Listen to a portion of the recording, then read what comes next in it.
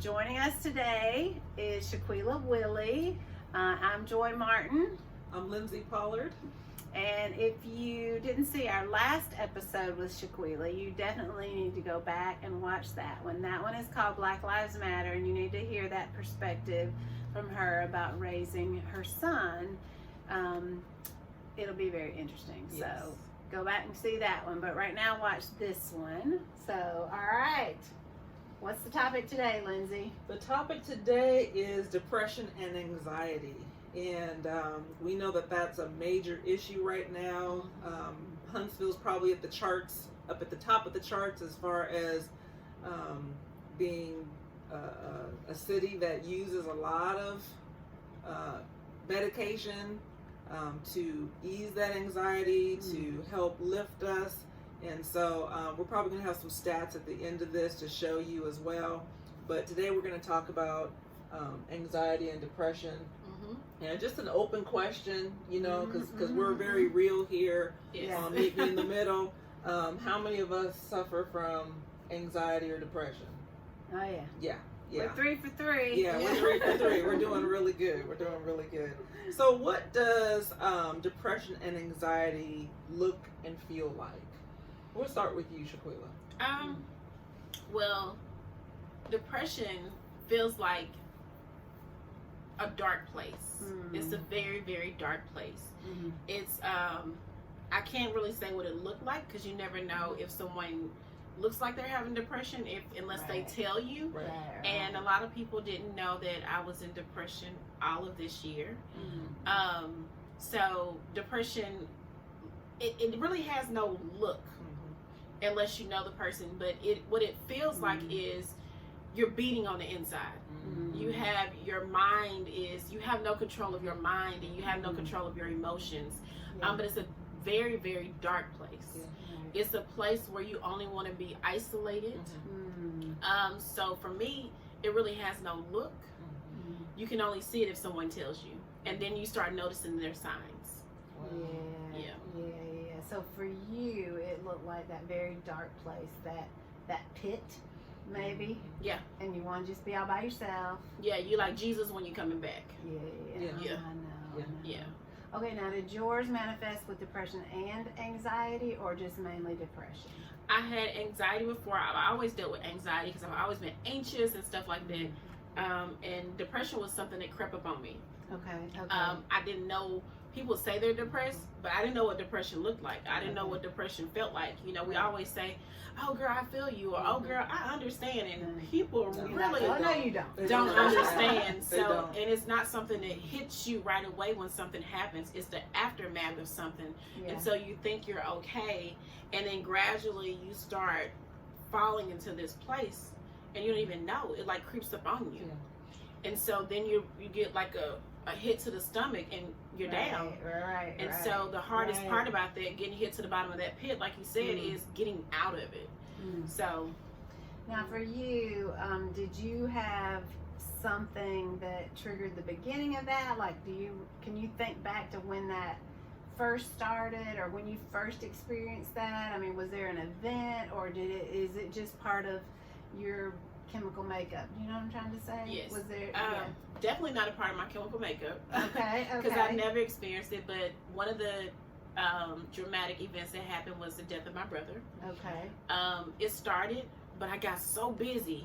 I was just doing every single thing. I was doing, stop bullying, and I was doing this, and I was doing that, and I was doing this, and then I got into a relationship. And so it was like everything was covering all that up. And so once I stepped away from all those things, I had literally lost me. I was trying to fight depression by doing so much. And once I stopped all those things, that's when I realized I was depressed. And sometimes we do so much, you're like, oh, she's amazing. She does this and this and this. But I was fighting something I didn't even know I was fighting.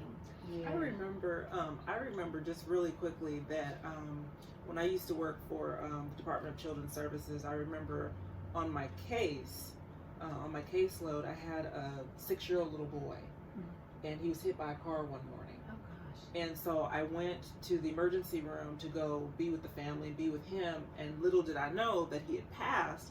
And so they let me into the room, and they didn't give me any information, and they let me into the room. So I went through depression with that because my son was around the same age at the time.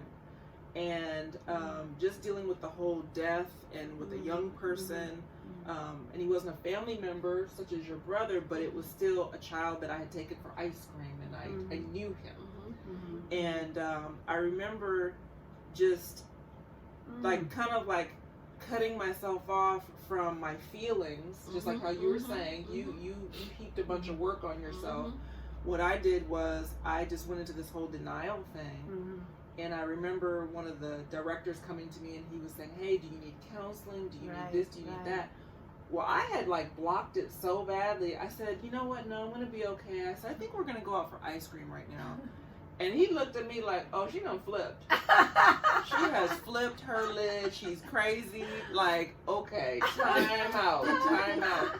But I think that what's interesting is, as human beings, we find so many default methods to cover up, to band-aid. You know, because if you cut yourself, then just as an example, you got to stop that bleeding. Right. You got to stop it immediately. So you're going to use whatever it takes to stop that. Okay. So I might use your cushion. I might use a sweater. I might use the leaf off a plant. Something. And that's how we get. We use whatever it takes. It might be crazy looking, but we use whatever it takes to stop the pain, the hurt, the bleeding, or the situation. Or the situation. But you make a good point. If we had a cut on our arm, or if we broke our arm, it would be obvious to everybody. This is what's wrong with you. Right. The problem is when we have depression or anxiety, it's like the cut is internal in our thinking and in our brain, and it's not obvious to everybody, and it's not as easily fixable. It's not like, oh good, I'll stick a Band-Aid on that. It's that black hole in there that nobody knows how and where to go in there, and it's not the same fix for everybody either. So it's just so much harder to work with. It's harder for us to even understand it, and to me it's harder for, I mean, even, okay, so I'm on medication for depression and anxiety, and I'm totally upfront about all that. And I don't have a problem with that at all. But even with that, it took me years to go to the doctor and say, I need help. I don't know exactly what. And even then, they began a series of, well, let's try this. And then if that doesn't work, let's try this. And, you know, hats off to all these doctors that are trying, but they too can't just go, I know exactly what's going to work with you. They've got to, it's a trial and error. I said for a long time, I felt like a science experiment with some of the things, with my thyroid issue and with, depression and anxiety, trying to get those levels right and stuff like that. It's really, really hard. It's not easy.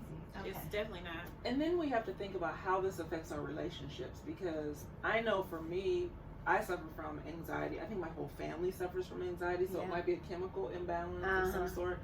But, and I take anti-anxiety, and I really started taking it after my mom passed 2 years ago, because that was a huge crisis for me.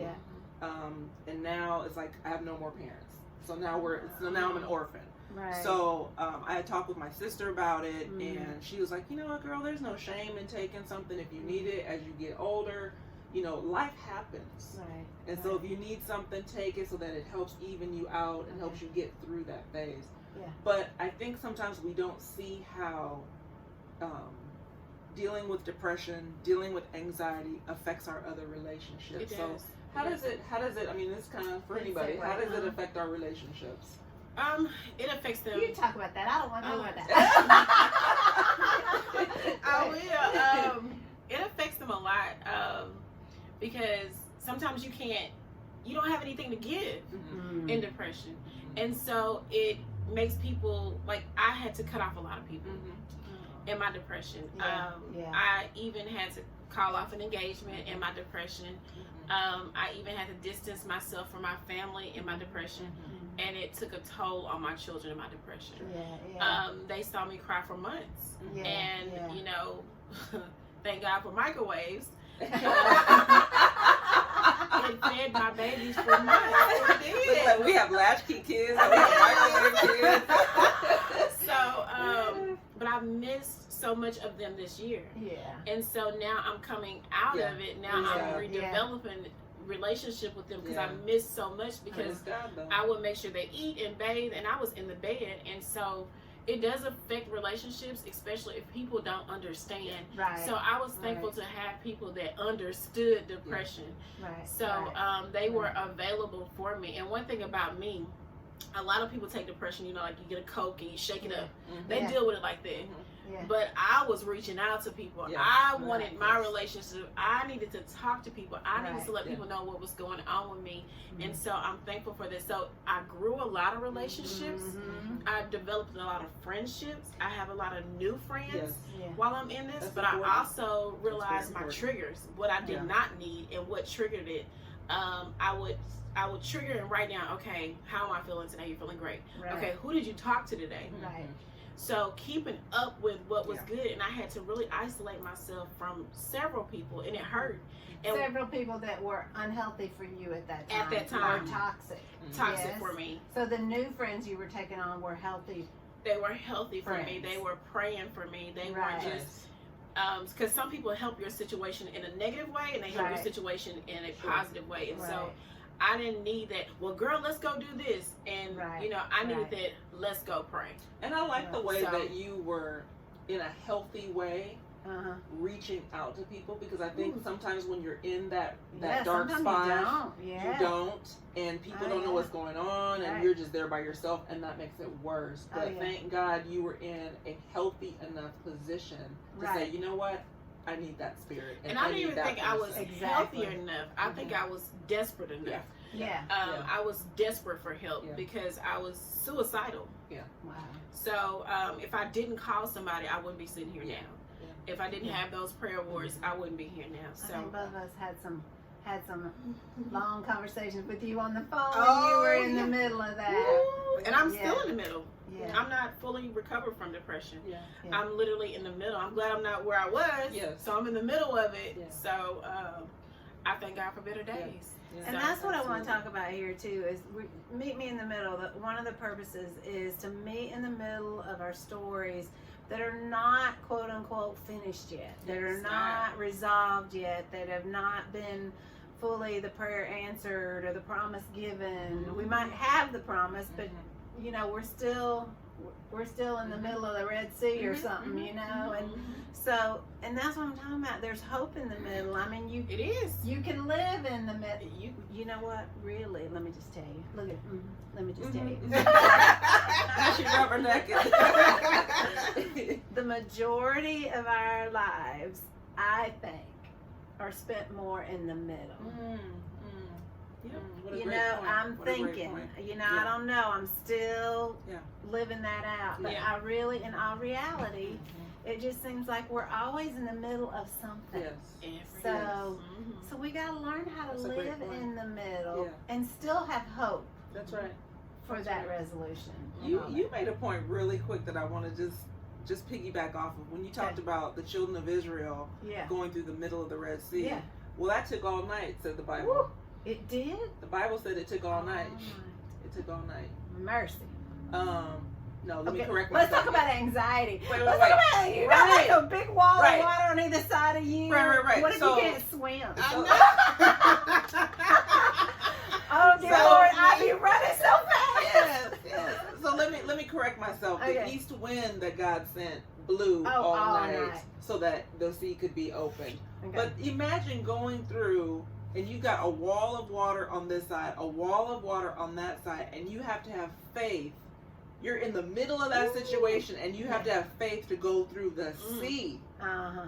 That's miles of Yeah. walking through Yeah. that. And you know what? The thinking, middle of the sea is usually the deepest Yes, place. the So that deepest means they probably part. had to go down like that, Yes, right? go down and come Oh, up. Yeah. y'all, my heart would be Man. big. So you talk about anxiety, like where are the anxiety pills at? Where? Right. Can I get a manna anxiety pill?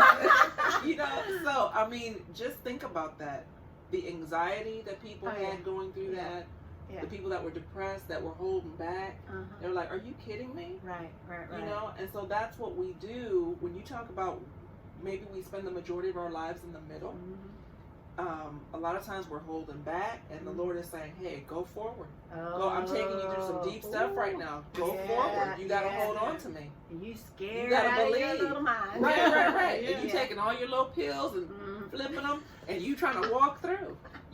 So I just think with our daily living, because we talk about how do you survive in daily living with anxiety, with depression. When we think back to some of the stories that have been given to us through the Bible to get us through right now, they were at the depths of the ocean. And think about this. Okay, think about this. You're trying to get your babies through. That's right. And if you're not scared enough for yourself, you thought, I do not want my babies to die in this, and you are hanging on to them for dear life, hoping that not one of them doesn't run up to the wall of water or something. I mean, I don't know, you know. And those kids were touching that water and putting their hands through it. The people were doing it. The older people. But those are the things that create the anxiety for me is, just the fear of safety for my kids and for other people, really. And I have to just say, too, see, all of us have had a significant death in our family that was very, very, very impacting to absolutely and affected that anxiety, depression thing. So for me, my mom died. It's now going on 3 years, and no, it has been 3 years, 3.5 years now almost. And that was just a traumatic season for me, just really watching her day by day kind of going down, and then those last minutes, I wouldn't trade it for anything in the whole entire world. And I actually prayed that God would allow me to be in that moment. But let me tell you, that broke something in me after that. And so now I'm dealing with this OCD thing where I get so obsessed about keeping everything safe. I don't want anything I do to harm anybody. This is, I'm getting like real stuff here. Like, I don't want to create any kind of scenario that I might somehow make you sick or get you, cause harm. Right. It's because when I was in that scenario with her, I had to wash my hands all the time because we didn't want to get her sick.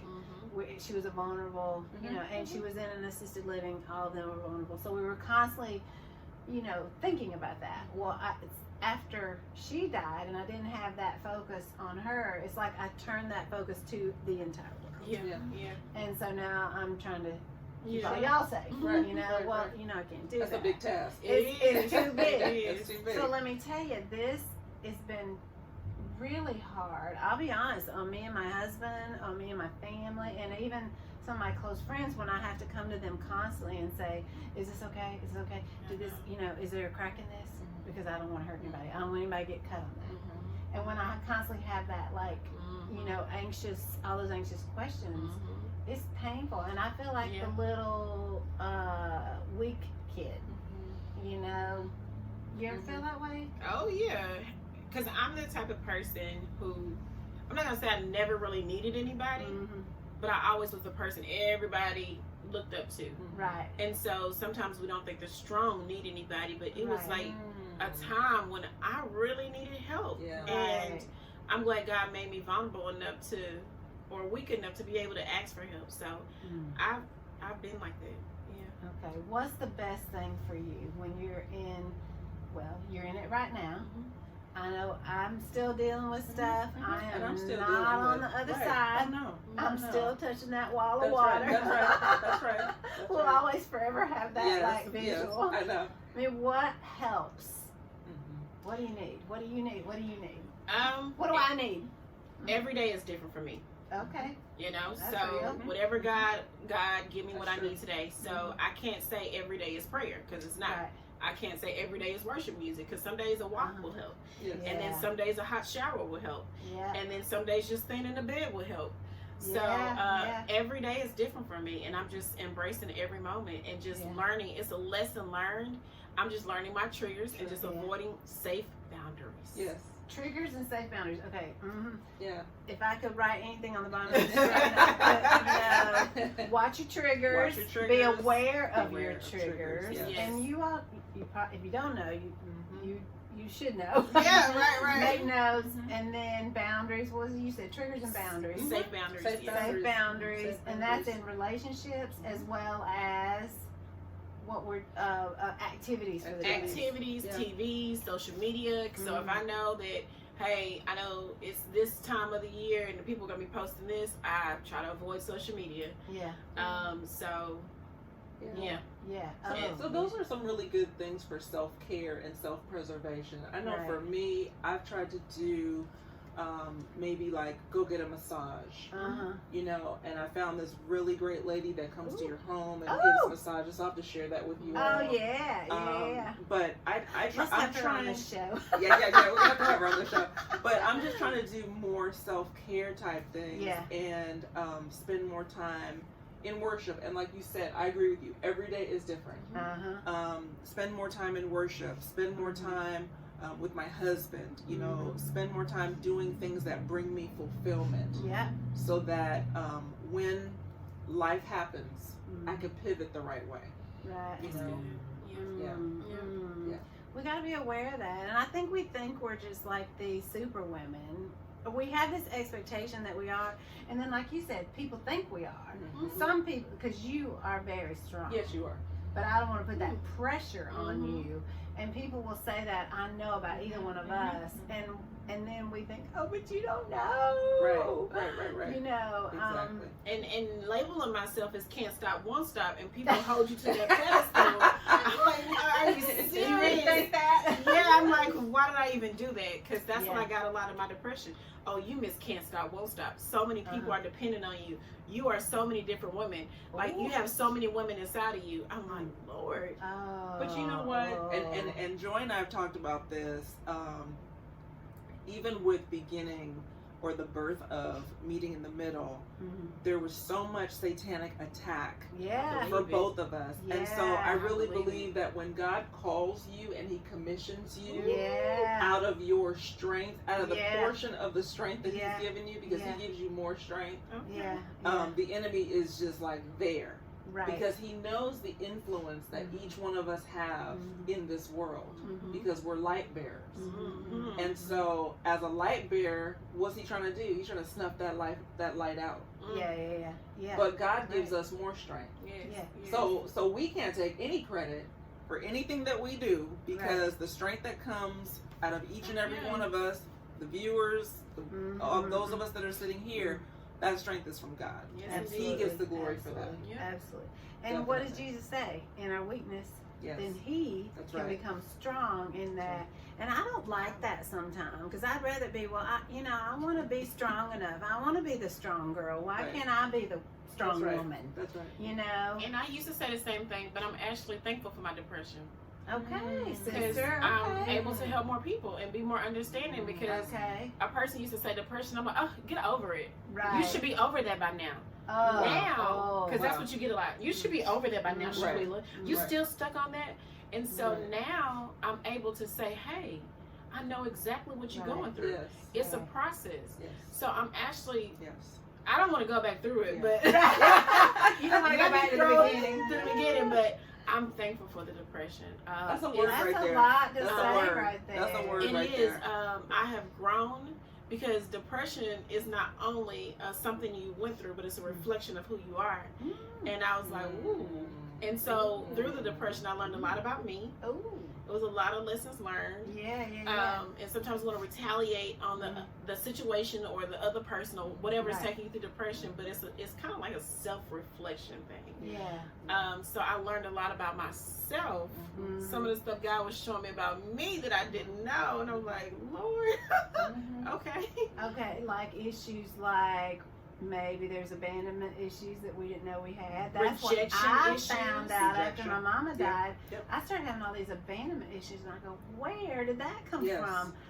But what I realize is, it's like you have a wound, and when you have a deep, deep wound like that, from the death of a loved one or some major loss in your family, when that wound opens up so deep, then all the other things are revealed for what they are in there. And abandonment, Yes. rejection, Yes. insecurities, Yeah. mercy. Yes. It brings Yes. up all the ugly things. Everything. Yeah. Yeah. But I think Yeah. that we have to also identify Mm. that we have an enemy Mm. whose motive is to kill, Yeah. steal, and destroy. Right, right. And so God is about lifting and Yeah. edifying, Yeah, yeah. and He's not going to remind you of your wrongs. Right. He's going to say, right. "Hey, come and let's talk about it, and I'm going Yeah. to forgive you." Yeah. Whereas the enemy is going to chip away at you, Uh-huh. you know, Yeah. and try to just kill you Mm-hmm. by all that negativity. And so the depression, you know, it's a spiritual warfare. It really is. It is. And It it's really what you make of it. Uh-huh. Because I saw the enemy play a role, and I saw God in it too. Okay. God was trying to isolate me and get me to Himself, get me back at a place He needed me to be, Yes. seeking Him different. Yeah. Yeah. And so the thoughts that I would allow, if I would have stayed in it and I allowed God in it more, I Uh-huh. would have got better results. But because it's almost like I became addicted to the pain. Ooh. Um, I became addicted to depression. And a lot of people don't Wow. understand that. Wow. I did. It was like a drug, coming off a drug. And if I wasn't feeling depressed, I didn't feel right. Okay. I was. Why do you think that is? Because you become immune to it.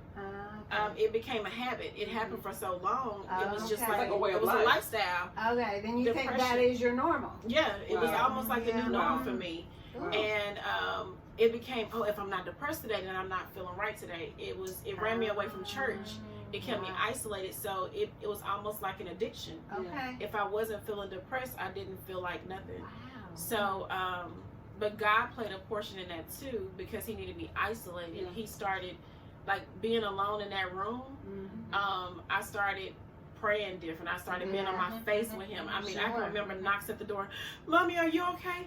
And I said, "I'm okay," but I would just be on my face praying. Right. And Yeah. had I not went through it, I don't think I would have ever changed my position, my posture, or even my view of who God really is. Right. So, And I do want to say, some people feel like all depression and all anxiety is a spiritual issue, and you just need to get yourself right with Jesus, and you'll be okay. yeah. I'm not saying that here. Mhm. We're saying Jesus is our hope. Jesus Yes, is yes. our Right. help. Yes. Right. But Jesus has also given us doctors and medication. And if that's what we need, then, we need to seek out the help holistically. But there is a huge, the spiritual is all woven in. Yeah. I don't think there's spiritual and not, I think everything's spiritual, really. Absolutely. So I think we try to compartmentalize everything, Right. and it just Mhm. can't be compartmentalized. So you got to look at the holistic thing of it, your spiritual side, your taking Right. care of your body, Mhm. self-care triggers, Mhm. all those things. It all goes together for a spiritual wholeness for And it's us. a detailed process. I mean, this is really deep what we're talking about. Yeah. It's such a detailed process, and I mean, from the physiological side to Yeah. it, to Yeah. the spiritual side to it, to Yeah. the social side to it. Right, I mean, there's so many aspects to it right. that sometimes I think it's easy, like you said, we'll get over it. Yeah. You know what I'm saying? Mhm. But Yeah. it's very detailed. Right. And I believe that the way the enemy looks at it is very detailed too. Oh, yeah. Because He he's out studies to us destroy well. us with whatever He- we chemically, whatever DNA has passed down, Oh, whatever Right, right. we've whatever situation we've come into. Yeah. He uses all of that for our destruction. He does. So Right, It right. was even to the point where I had to go back, look at myself in the mirror, which I couldn't do for a very long time. I've always been a very confident person, but I had to look at myself, and I was actually helping the little girl Shaquila. Oh, there you go. The little Dropping girl. some nuggets today. I mean, I know. seriously. wait, hold on. Oh, yeah. Oh, Okay, so we're gonna give her. I think you need one, and I need one. Yeah, I M&M's need when you two. do hard things. Yeah. So Yeah. Oh yeah. I Oh, actually yeah. had to look in the mirror and face the little Shaquila. Wow. And it was like, I got you. So I didn't even know depression was way back when. 'Cause Yeah, what'd you say to little Shaquila? I got you. I got you through this. Mm-hmm. You don't have to be afraid anymore. And so I found myself helping the old Shaquila back up. Wow. So Wow. Yeah, that's- and that's so deep. it was a process. And I told God, and I cried so much. I said, God, I want to feel every inch of this, Wow. Hmm.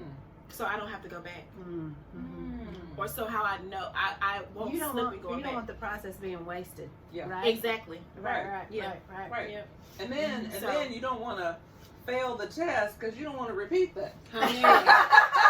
Hey, Say it again. I know, You right? don't want to repeat that message. But too I know in painful. my own story, I've had to repeat Oh, it yeah. a few times, Oh, yeah. and I don't even like to say that. I Right. mean, it's embarrassing to say that, but it's the reality. Yeah. Yeah. But I don't want to either. But each time, somebody said to me one time, I said, I feel like I'm going, 2 steps forward, 5 steps back, But she said, yeah, but every time, you might loop back, but you're going a little bit further Leaping forward. further. That's nice. You live, That's and nice. I thought that gave me a That's little nice. bit of encouragement. And I'll never forget this late. I was taking a walk one day. This is when we lived up in Connecticut. I was anxious as all get out, and I just was like, just shot out of the house to take a walk because I was like, I was really anxious about one of my kids or something. And I met this older lady. I had never met her before on the walk. And she said, hey, walk with me up this hill. And it was this real steep hill up into the neighborhood where she was staying. And I walked with her up there, and we were talking and walking. And I said, I usually don't go up this hill because it is so hard to walk up.